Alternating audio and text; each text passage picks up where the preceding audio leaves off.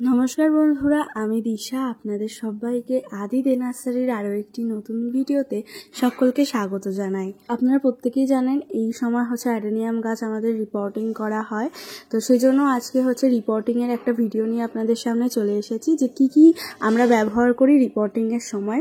আসল তো মাটি তৈরিটা, যে চেঞ্জ করার সময় মাটিতে আমরা কি কি মেশাই, তো সেটাই বেসিক্যালি আপনাদের সামনে তুলে ধরবো।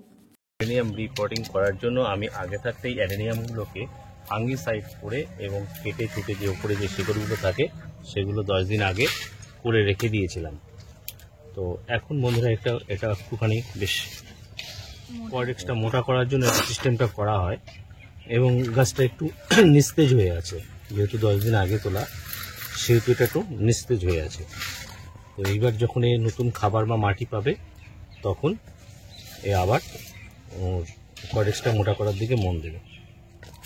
তো এখানে নিয়েছি আমি কিছু ভার্মি কম্পোস্ট, কিছু বালি আর ইটের গুঁড়ো মিশ্রিত জিনিস। এখানে নিয়েছি কোকোপিট, আছে আপনার নিমখোল, আছে শিংকুচি, আছে হাড় গুঁড়ো, আর এর সঙ্গে অল্প করে দেবো আবার ফাঙ্গিসাইড হিসেবে আমি অ্যান্ট্রাকলটাকে নিয়েছি। আর কোকোপিট যদিও আমি ধুয়ে শুকিয়ে নিয়েছি ভালো করে, তবুও একটু নোনা ওষুধ ওতে দেবো, সেটা হচ্ছে ট্যাক্সকোল। এইবার এই উপাদানগুলো সব একসঙ্গে মিশ্রিত করে গাছ যেটা যেমন গাছ সেখানে নানা রকম ছোট বড় সাইজের টবে, বিভিন্ন রকম টবে দেবো। ছোট বড় অনুযায়ী বিভিন্ন রকম টবে সেট করবে এবং জলটা কিন্তু খুব কম মাথায় রাখতে হবে। আমাদের অ্যাডেনিয়াম কিন্তু জল পছন্দ করে না। অ্যাডেনিয়াম যার জন্য ওর আরেকটা নাম হচ্ছে মরু গোলাপ বা ডেজার্ট রোজ। তো জলটা সেই হিসেব করে দিতে হবে, এটা হচ্ছে ব্যাপার। আর অ্যাডেনিয়ামের জন্য সবসময় আপনার থালা টব অর্থাৎ ফ্ল্যাট টবই বেছে নেওয়াটা বেটার হবে। এই হচ্ছে। এবার তাহলে দেখতে থাকুন কীভাবে, একটা দুটো আমি দেখিয়ে দিচ্ছি এখানে কিভাবে করি। আগে মাটিটাকে মিশ্রণ করে নিচ্ছি, তারপরে আমরা মাটিটা মিশ্রণ করে নিই। ততক্ষণে আপনাদেরকে দেখাই একটা ছবি, যে 10 দিন আগে গাছটাকে ঠিক কিভাবে আমরা কাটাই ছাঁটাই করেছি এবং কিভাবে ফাঙ্গিসাইডে ইউজ করেছি। প্রথমে গাছের যে দুর্বল ডালপালাগুলো ছিল সেগুলোকে কিন্তু আমরা খুব ভালোভাবে চাকুর সাহায্যে কাটাই ছাঁটাই করে নিয়েছি, দেখতেই পাচ্ছেন। এরপর আরও একটি গাছ দেখতে পাচ্ছেন, এখানে ফাঙ্গিসাইডে কিন্তু বেশ কিছুক্ষণ ডুবিয়ে রাখা হচ্ছিল। একটা ফাঙ্গিসাইড, যে কোনো ফাঙ্গিসাইড আপনারা ইউজ করতে পারেন, সেটা হতে পারে অ্যান্ট্রাকল বা যে কোনো কিছু। তো সেটার মধ্যে আপনারা ভালো করে গুলিয়ে সেটাকে ফাঙ্গিসাইডের জলে খুব ভালো করে ধুয়ে নেবেন, তাহলে আর ফাঙ্গাস লাগা যে ভয়টা বা পচা লাগা যে ভয়টা সেটা কিন্তু আর থাকে না। তো এরকমভাবে ধুয়ে আপনারা 10 দিন বা 3-4 দিন রেখে দিলেও কিন্তু হয়ে যায়। তো এখানে দেখতে পাচ্ছেন, আর এর বাইরে বেশ কিছু শিকড় থাকে, সেগুলোকে কিন্তু কেটে দেওয়া হচ্ছে মানে চাকুর সাহায্যে। এতে গাছটা কি হয়, দেখতে কিন্তু খুব সুন্দর লাগে। তো যেগুলো বাড়তি শিকড় বেরোয়, এই শিকড়গুলো কোনো কাজ নেই, তো সেজন্য ওগুলোকে কেটে দেওয়া হয়। এবং এরপর দেখতে হবে আপনাদেরকে যে তলার দিকে কোনো পচা অংশ আছে কিনা। এটা যাদের 1-2 বছরের গাছ, যারা অ্যাডেনিয়াম করেন তারা জানেন যে অ্যাডেনিয়াম গাছে কিন্তু পচা লাগার রোগটা মানে খুব বেশি। তো সেজন্য যেখানে দেখবেন যে পচা লেগেছে সেই জায়গাটা পুরো কেটে ফেলে দেবেন। ভাববেন না যে গাছ মরে যাবে, যতটা অংশ পচা লাগবে ততটা আপনারা কেটে ফেলে দিতে হবে। যতক্ষণ না এই যে বাদামি অংশটা, এটা যতক্ষণ না পরিষ্কার হচ্ছে ঠিক ততক্ষণ কিন্তু কাটতে থাকবেন, নাহলে এই যে পচা লাগাটা, এটা পচা লাগতে পুরো গাছটাই কিন্তু আস্তে আস্তে মরে যাবে। তো রিপোর্টিংয়ের সময় এই জিনিসটা কিন্তু খুব ভালো করে খেয়াল রাখতে হবে, যাতে গাছের যে অংশগুলো পচা লেগে থাকবে সেগুলো যেন মানে খুব ভালোভাবে পরিষ্কার করে নেওয়া যায়। দেখতেই পাচ্ছেন এই গাছটাকে কত ভালো করে পরিষ্কার করে নেওয়া হচ্ছে একটা চাকুর সাহায্যে, এবং যতক্ষণ না সাদা অংশটা বেরিয়ে আসছে ঠিক ততক্ষণ কিন্তু কাটাই ছাঁটাইয়ের কাজ চলছে। পুরো এই ব্রাউন অংশটাকে আমাদেরকে কেটে ফেলতে হবে। এরপরে ফাঙ্গিসাইডের জলে খুব ভালো করে ভিজিয়ে রাখতে হবে। চাইলে আপনারা শুকনো ফাঙ্গিসাইড এইখানটায় দিয়ে রেখে দিতে পারেন, ফাঙ্গিসাইড দেওয়ার পর সেক্ষেত্রেও ভালো কাজ করে। তো ফাঙ্গিসাইড জলে ভেজানোর পরে লাগে না অতটা। তো সাদা অংশ যতক্ষণ না বেরোবে ততক্ষণ অবধি আপনারা চাকুর সাহায্যে খুব ভালো করে মানে জায়গাটাকে পরিষ্কার করে নেবেন। যেমন মানুষের ক্ষেত্রেও একটা জায়গা যদি পচা লেগে যায় সেই জায়গাটা আস্তে আস্তে ছড়িয়ে যায়, গাছের ক্ষেত্রেও কিন্তু ঠিক তেমন। যদি এটা এখন থেকেই ট্রিটমেন্ট না করেন তাহলে গাছটা কিন্তু আপনি আর বাঁচাতে পারবেন না।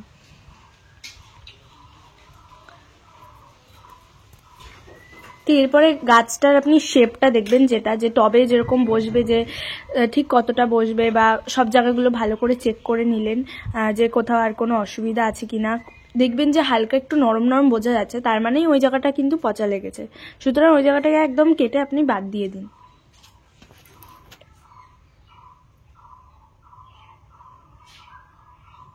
আমরা যতটা সম্ভব পারবো আপনাদেরকে সাহায্য করব, এবং যে কোনো যদি আপনাদের অসুবিধা হয়, আপনারা যদি গাছ নাও কেনেন, যদি আপনাদের গাছের কোনো রকম প্রবলেম হয়, আপনারা আমাদেরকে অবশ্যই হোয়াটসঅ্যাপে একটা ছবি দেবেন এবং তারপরে ফোন করে বলে দেবেন যে একটা ছবি পাঠিয়েছি, দেখে দিন। অবশ্যই আমরা চেষ্টা করব সবাইকেই হেল্প করি।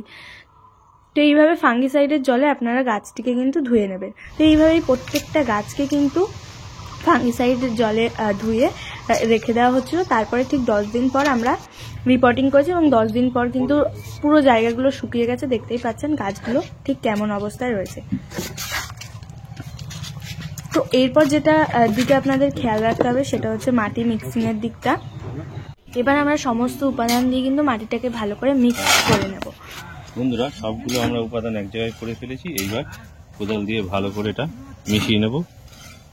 আচ্ছা, আরেকটা ভুল যেটা প্রায় সবাই করে থাকে সেটা হচ্ছে কোকোপিটটাকে কিনেই ডাইরেক্ট মাটির সাথে মিশিয়ে দেয়। এই ভুলটা কখনোই করা যাবে না। কোকোপিট যদি আপনার মেশাতেই হয় তাহলে ভালো করে ধুয়ে কিন্তু মেশাবেন, কারণ কোকোপিটে প্রচুর নোনা থাকে, যেটা কিন্তু গাছের জন্য প্রচুর ক্ষতি করে। তো সেই জন্য আমাদের একটা ভিডিও আপলোড করা হয়েছে আলাদা করে, চাইলে আপনারা সেটাও কিন্তু দেখে নিতে পারেন। আর এমন করে প্রত্যেকটা মাটির উপাদান মেশান যাতে কোথাও কম বেশি না হয়। খুব ভালো করে মেশাতে হবে প্রত্যেকটা উপাদান। এই যা খাবার দেওয়া থাকলো, এতে মোটামুটি 1 মাসের ভিতরে আর কোনো খাবার দেওয়া হবে না। আমরা উপর থেকে এবার 19 বা 20 একটু স্প্রে করে দিতে পারি লিটারে 4 গ্রাম হিসেবে। এছাড়া আর কোনো খাবার এতে আমরা দেব না পাল্টানোর পর। তবে মোটামুটি 20-25 দিন না দেওয়াই বেটার। তারপর থেকে আস্তে আস্তে পাতা যখন একটু ছাড়বে, বড় হবে, তখন থেকে খাবার দেওয়া শুরু করি। আর অ্যাডেনিয়াম কিন্তু বেশি খাবার চাইই না, কারণ ওরা ওদের কডেক্সের মধ্যেই যা সঞ্চয় করে রাখে তা দিয়েই চালাতে ভালোবাসে, এবং খুব বেশি খাবার এরা একদমই চায় না।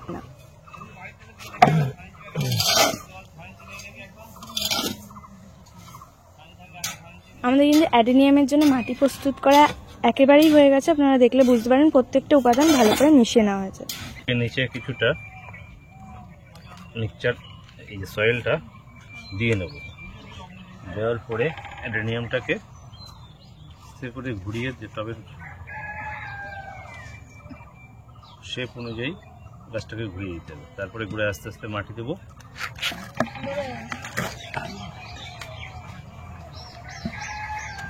এবার আস্তে আস্তে আস্তে চেপে দেবো ভালো করে। এই ভেতরে যেসব গ্যাপগুলো আছে সেই গ্যাপগুলোর ভিতরে আঙুল দিয়ে দিয়ে দিয়ে মাটি দিয়ে ভালো করে চেপে দাঁড় করিয়ে দেবো।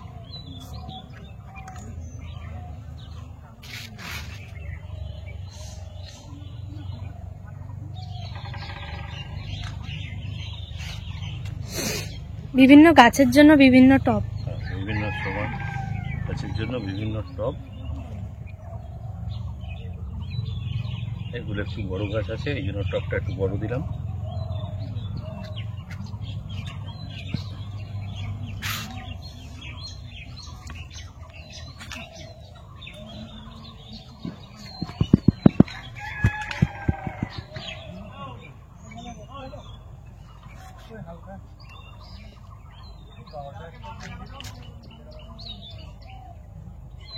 তো দেখলেই বুঝতে পারবেন যে মাটিটা কতটা চেপে চেপে কিন্তু বসানো হচ্ছে। তো খুব ভালো করে চেপে চেপে আপনারা কিন্তু মাটিটাকে দেবেন গোড়ায়।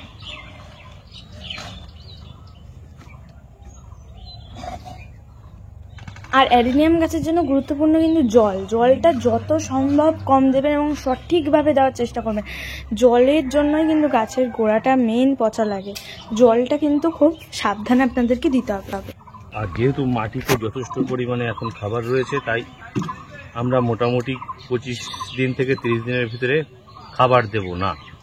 পাতাগুলো যখন একটু বড় পূর্ণাঙ্গ সাইজ হবে, আরও 15-20 দিন বা 25 দিন, তখন আমরা কি করব, এনপিকে, ব্যালেন্স এনপিকে 19-19 অথবা 20-20-20, সেটা কিন্তু আমরা লিটারে 4 থেকে 5 গ্রাম হিসেবে স্প্রে করে খাবার দিতে পারি। হ্যাঁ, আর অ্যাডেনিয়াম লিকুইড খাবার খুব একটা পছন্দ করে না, কাজেই খোল পচা কিন্তু মোটেই দেওয়া যাবে না অ্যাডেনিয়ামে। এটা হচ্ছে খাবার, ব্যাস। ওকে, এই দেখুন এই গাছটা একটু ছোট, সেই জন্য আমি টপটাও নিলাম একটু ছোট টাইপের। তো সিস্টেম একই।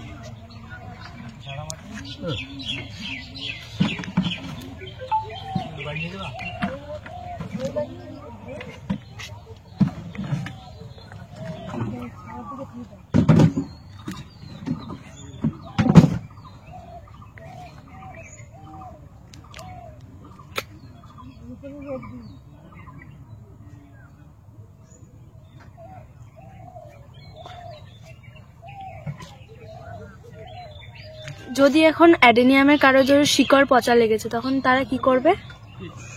পচা জায়গা ভালো করে পরিষ্কার করতে হবে, করে সেখানটায় ফাঙ্গিসাইড আঙুলে করে নিয়ে লাগিয়ে রেখে দিতে হবে। 2-3 দিন শুকিয়ে নিয়ে তারপরে আবার নতুন করে মাটি দিয়ে বসাতে হবে।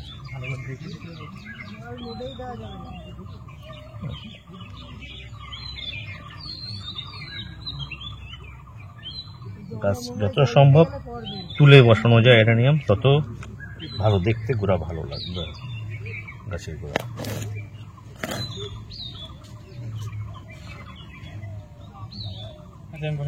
হ্যাঁ, বসা।